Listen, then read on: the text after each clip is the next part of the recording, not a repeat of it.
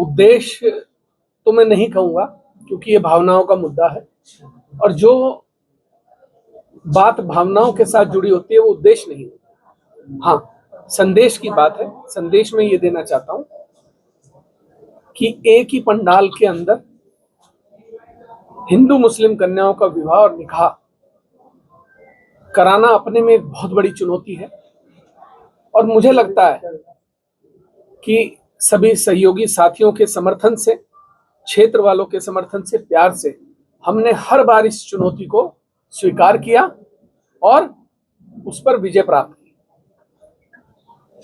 ये छोटी बात नहीं होती कि एक ही पंडाल के अंदर 50,000 लोगों को, हर जाति बिरादरी के, धर्म के लोगों का इकट्ठा होना, और किसी का किसी को ये भी ना पूछना कि तुम मुसलमान हो या तुम हिंदू हो। खाना खिलाने वाला ये नहीं पूछता कि खाने वाला मुसलमान है या हिंदू है, और हिंदू खाना खिलाने वाला ये नहीं पूछता कि तुम मुसलमान हो।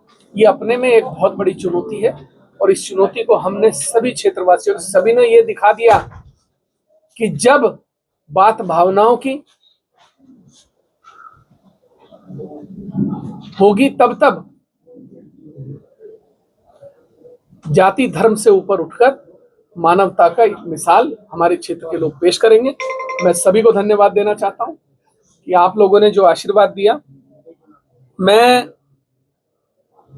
मेरे पिता समान, मैं उनको पिता मानता हूं अपना।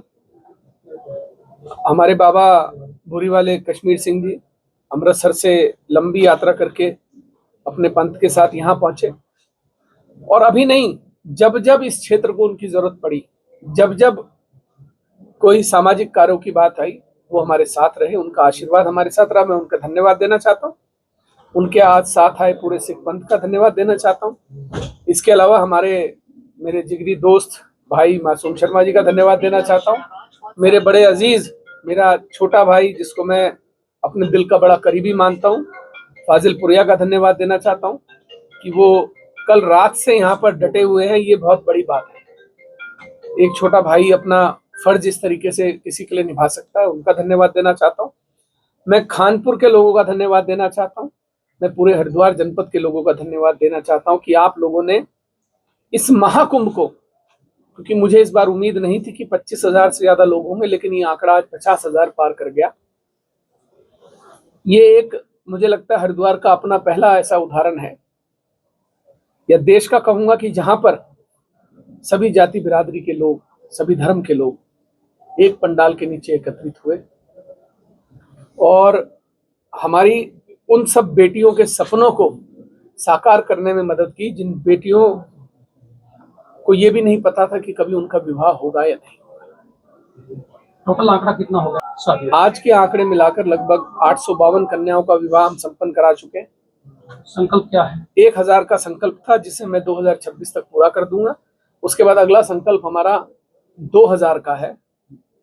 तो मुझे उम्मीद है कि अगली योजना नहीं भी हो तो भी कोई फर्क नहीं पड़ता, ये क्रम जारी रहेगा, और 2000 कन्याओं का आंकड़ा हम अगले 5 वर्षों में पूरा करेंगे। सरकार से बड़े हमें किसी सरकार की कोई जरूरत नहीं है। हम सक्षम हैं। हमारे साथ तो ऐसे लोग हैं कि अगर हम एक बार कह देंगे, हमारे साथ तो बाबा जी हैं, अगर हम एक बार कह देंगे तो 1 लाख लोगों का भंडारा यहाँ शुरू हो जाएगा, पूछना भी नहीं पड़ेगा कि कहाँ से क्या आया। तो जब तक हम सक्षम हैं तब तक कर रहे हैं। जब अगर लगेगा हमें कहीं कोई दिक्कत है तो हमारे पास तो हमारे पिता हैं, उनके पास चले जाएंगे। आपने कहा कि हरिद्वार में कोई भी नेता रीढ़ वाला नहीं है, यानी क्या कहना चाह रहे हैं? मतलब मैं कहना ये चाहता हूं कि देहरादून के नेताओं की गुलामी छोड़ दो। मैं ये कहना चाहता हूं कि अपनी रीढ़ की हड्डी इतनी मजबूत करो कि किसी के पैरों में पड़ के पद और प्रतिष्ठा पाने की आवश्यकता ना पड़े। जनता आपको इतना पद, प्रतिष्ठा और मान दे दे कि आपको किसी की गुलामी करने की जरूरत ना पड़े। ये मैं कहना चाहता हूं कि मैं हरिद्वार के लिए हमेशा एक बात कहता हूं कि हरिद्वार के विकास की बात करनी तो हरिद्वार को स्थानीय नेता चुनने पड़ेंगे। हरिद्वार के नेताओं की जो रीढ़ की हड्डी की बात की, जो अभी सवाल किया हमारे पत्रकार साथी ने, वो यही था कि हम अपना नेता पैराशूट के माध्यम से क्यों चुनते हैं?